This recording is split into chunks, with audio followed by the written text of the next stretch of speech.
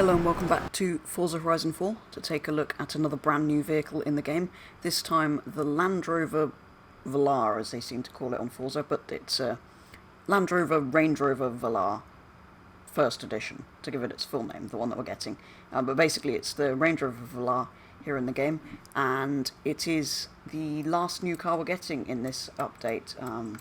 Nothing next week, so we'll have to wait and see what's being added in the summer season. As always, if you haven't seen last week's video on the I-Pace or the week before's video on the Bentley, those are up on the channel, so go and check those out if you haven't already. But yes, today is all about the Range Rover Velar. So, or Velar, as they called it on the Grand Tour. Right, let's find the car. So here it is.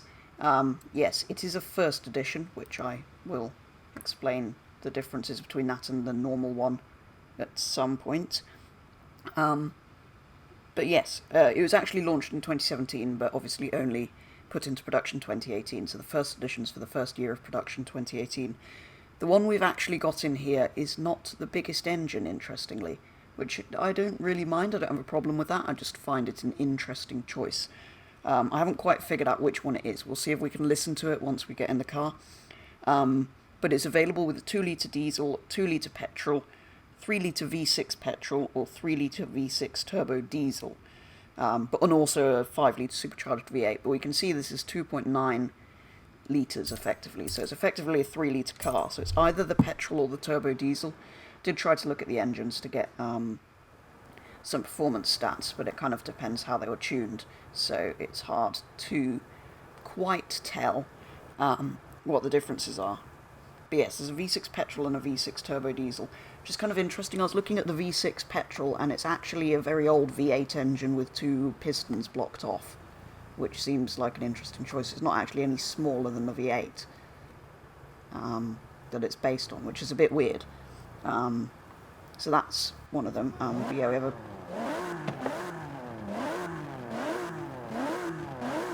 I think it's probably the petrol engine.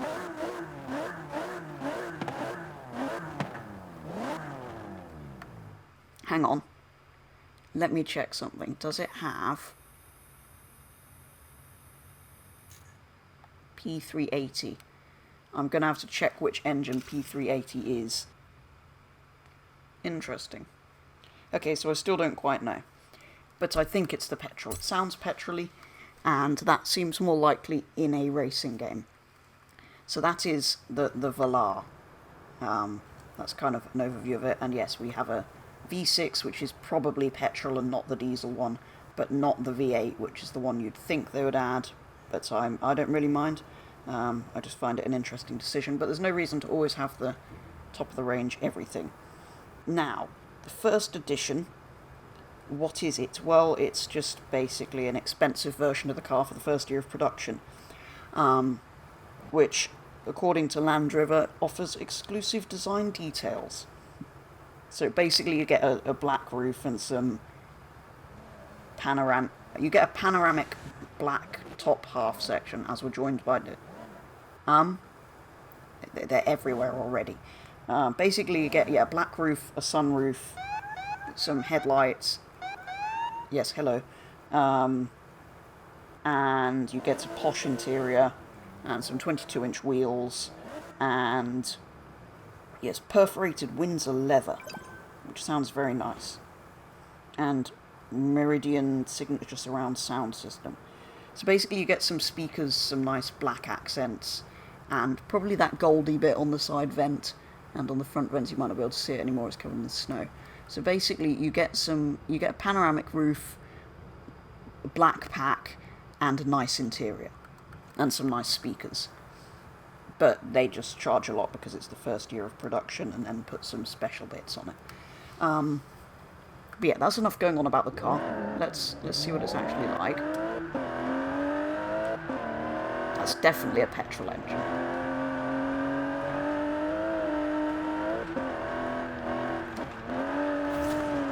It's very noisy. And they finally added a car in winter that makes sense to add in winter. Because a Range Rover in winter kind of makes sense. 8 gears, yes. It has an 8-speed auto, apparently. Although we're using manual.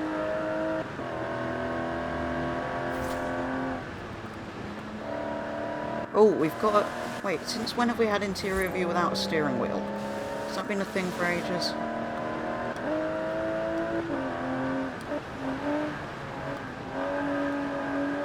Although it actually, surprisingly, handles the road quite well. Yeah, according to my unknown online source that I've been using, it's a compact crossover SUV, which I don't think is quite right. It's massive. Yes, it's not the size of a full Range Rover, but it's above the little Range Rover, whatever that's called, the Evoque, that thing. It sits above that, but below the full size. Well, above that, but below the Sport, but below the full. Because obviously you need 4 different sizes of Range Rover. I do think it looks very good, actually, though, the Velar. Sort of much more modern, sleek design than the other ones.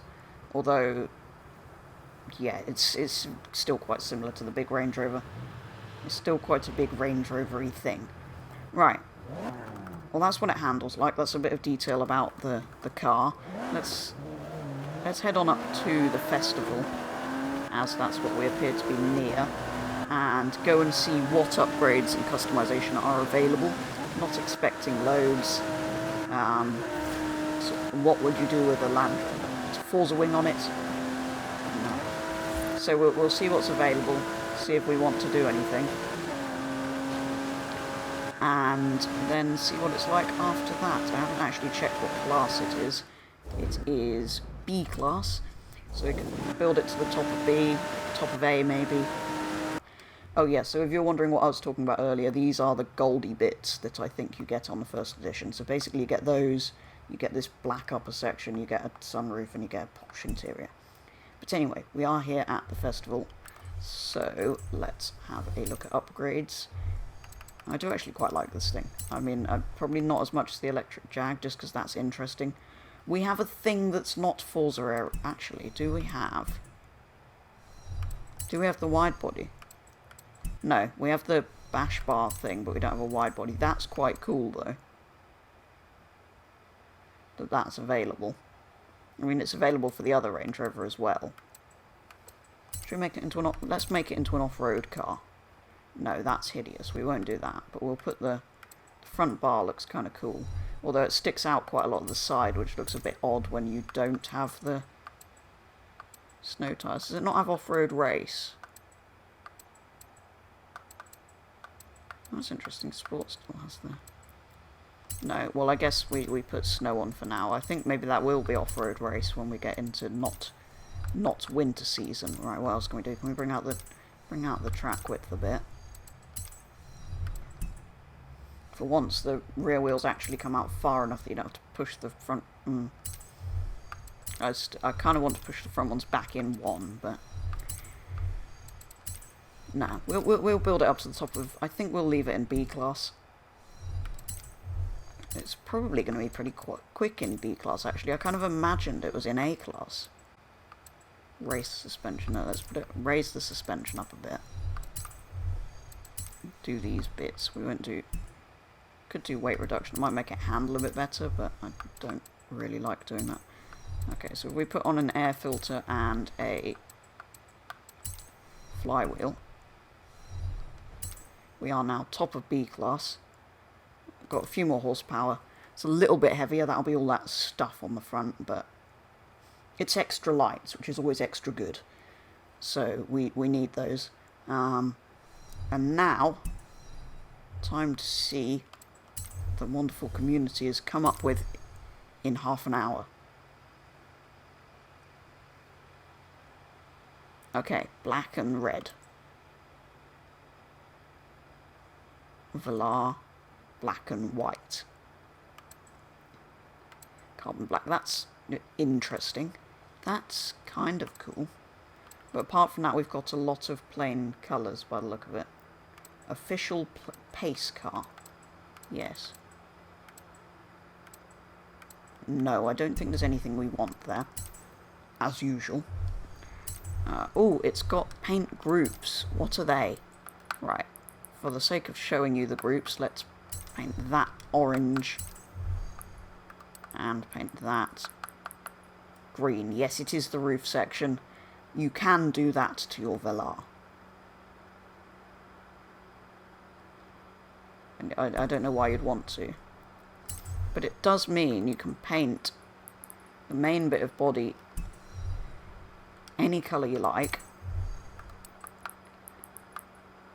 and still retain that black roof, which is kind of cool because you usually can't do that sort of thing. Oh yeah, by the way, manufacturer colours, there's basically nothing. I don't know what the difference between those two is. Oh, I think, hang on. That one comes with a silver roof, that's the difference. But then it's not really, the whole point of a first edition is you're buying it for the black roof. Right. What colour do we reckon? Do we reckon a nice... I mean, that's a bit orange. Do we reckon a nice dark green might be nice, actually?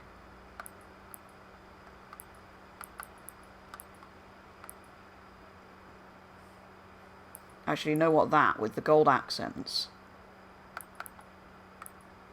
does look quite good. Or we could go with like a darker red. I think, though. So that. Something like that.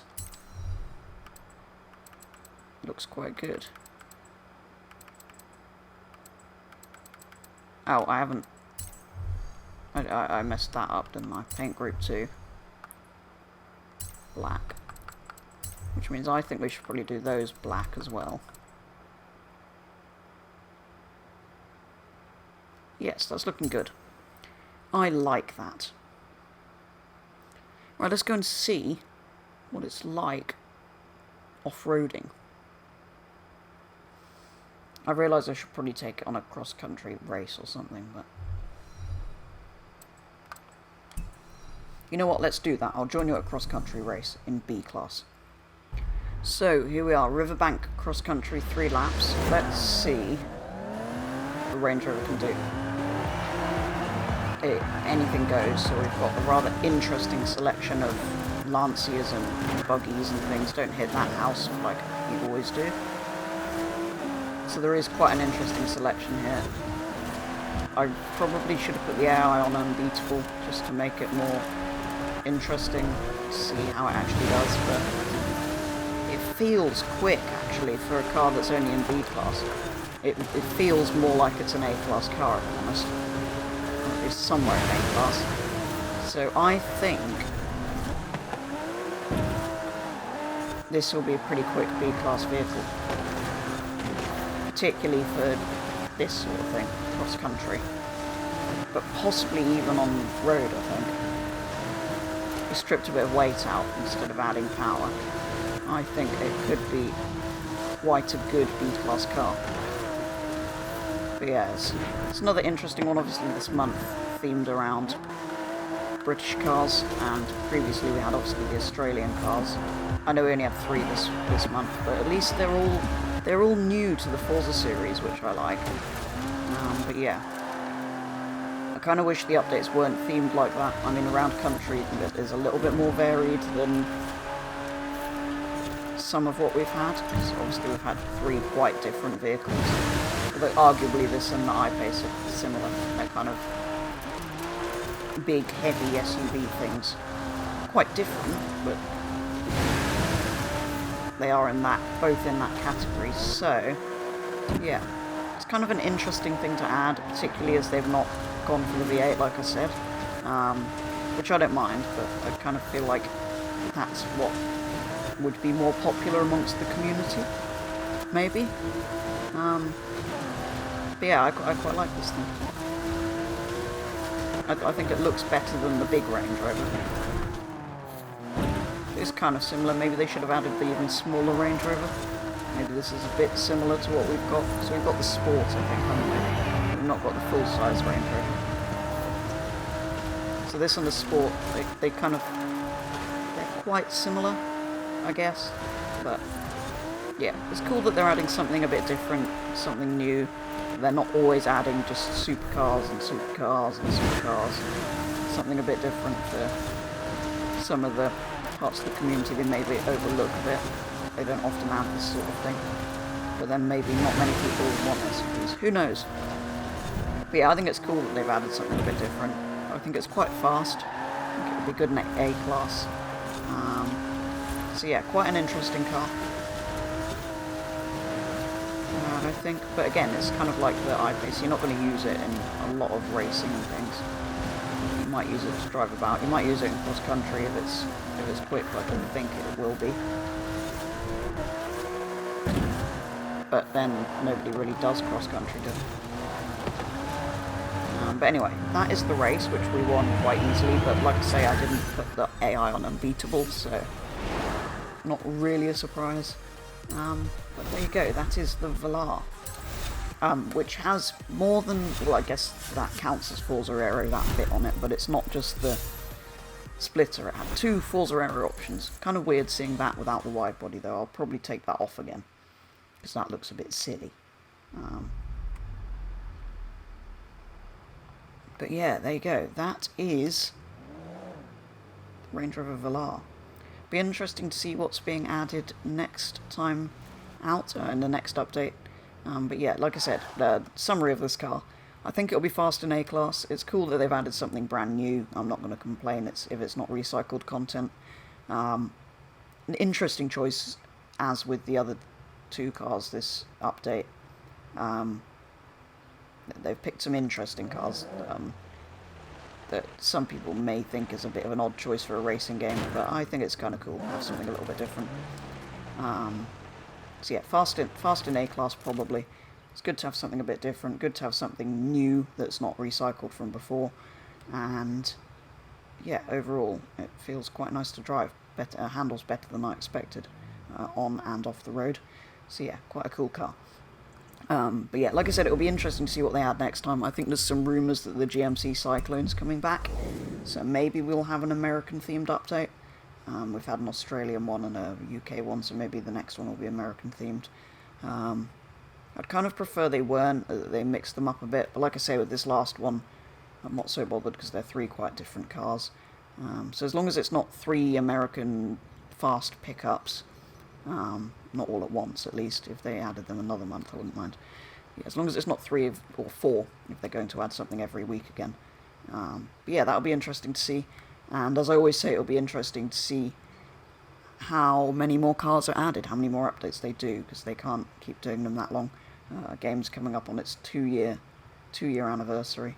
I mean, they'll keep adding stuff for a while, I think, because it's still going to be a long time till the new motorsport game.